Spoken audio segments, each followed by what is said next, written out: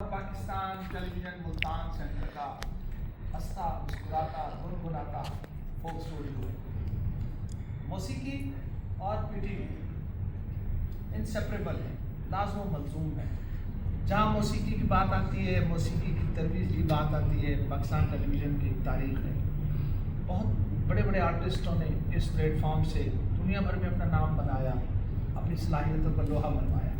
इस तरह से हम देख रहे हैं फोक स्टूडियो में जो हमारे इस रीजन के लोग, जितने भी आर्टिस्ट आए हैं, म्यूजिशियंस आए हैं, सब ने अपने बहुत नकोश छोड़े हैं। लोगों को सीखने का मौका मिला, मौसीकी समझने वालों ने बड़ी तवज्जो से सुना कि कैसे मौसीकी में जद्दोजहद की, कैसे इस लाइफ में इस मैदान में जब वो आए तो कितनी मुश्किलात का सामना करना पड़ा। बहुत सी चीज़ें थी, इसके साथ साथ उनकी गायकी का जो एक मयार था। उन्हें जब इस प्लेटफॉर्म पर आए, पाकिस्तान टेलीविज़न सेंटर पर आना एक एजाज़ की बात होती है।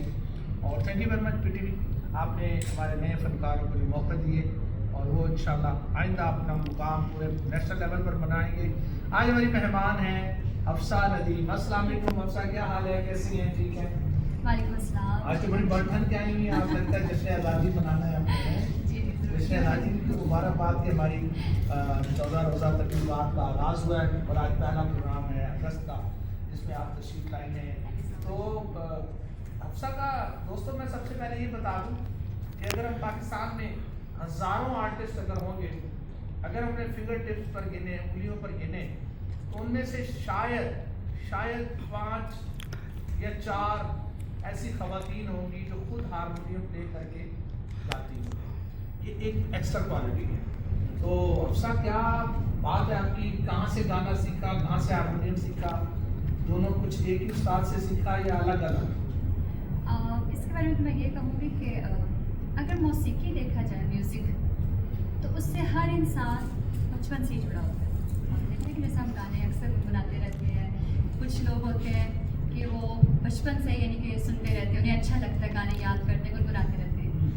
तो फिर जब आहिस्ता आहिस्ता उन्हें पता लगता है कि यार हमें इस चीज़ को सीरियस लेना चाहिए, अपना पैशन बनाना चाहिए, तो फिर वो सीखने की तरफ आते हैं। अगर देखा जाए तो जितने भी आर्टिस्ट हैं वो बचपन से ही इस चीज़ से जुड़े रहते हैं, क्योंकि मंजर आम पर वो बाद में आते हैं। तो मुझे तो इस फील्ड में कम से कम 2021 में मैंने इसके एंड में मैंने इसे स्टार्ट आपका बचपन था? हाँ जी, 2021? हाँ जी। तब मेरी उम्र 14 साल थी। तो 2021 के एंड में मैंने स्टार्ट किया और मेरे उस्ताद मोहतरम उस्ताद सगीर साहब, मैंने उनसे सीखा है। हारमोनियम भी मुझे उन्होंने बजाना सिखाया है। तो मेरे वालिद साहब की सपोर्ट, और उन्होंने मुझसे कहा था कि बेटा, क्योंकि मौसीकी जितनी इसको मेहनत से किया जाना चाहिए अब उस तरह नहीं हो रहा, क्योंकि आप आजकल शॉर्टकट बहुत आ गए हैं, चीज़ें बहुत सी आसानियाँ आ गई इंसानों के लिए, लोगों के लिए। तो मौसीकी को जितना आम लिया जाता है उतनी है नहीं। उसके लिए मेहनत, रियाजत, सीखना ये बहुत ज़रूरी होता है अगर आपने प्रोफेशनली इसे काम करना है। तो मैं तो मौसीकी के बारे में यही कहूँगी। हाँ नहीं अफसा, मैंने जब पहली बार आपको ना वही आपने उस्ताद का जिक्र करे थी सगीर साहब की अकेडमी में, मैंने देखा बड़ा दुपट्टा लेकर सैंडल सीख रही बैठी, और वो उस्ताद साहब कहते थे कि आपको क्लासिकल सिखा रहा हूँ। तो मैंने कहा था कि नहीं, ये जो यंग आवाज़ें हैं, जो यंगस्टर्स हैं, इनको हर तरह की गायकी करना चाहिए। अब आप देखें आजकल में का सबसे ज़्यादा आप कमर्शियल जैसे इवेंट्स होते हैं उसमें जाती हैं, वहाँ तो कोई क्लासिकल सुनने वाला नहीं होता। तो हर जो शोभा है मौसीकी का, उसकी अपने अपना एक दर्जा है, अपना अपना मुकाम है। इस पर बात तो करेंगे, ज़रा अपना हारमोनियम बजा के दिखाएं और कुछ सुनाएं।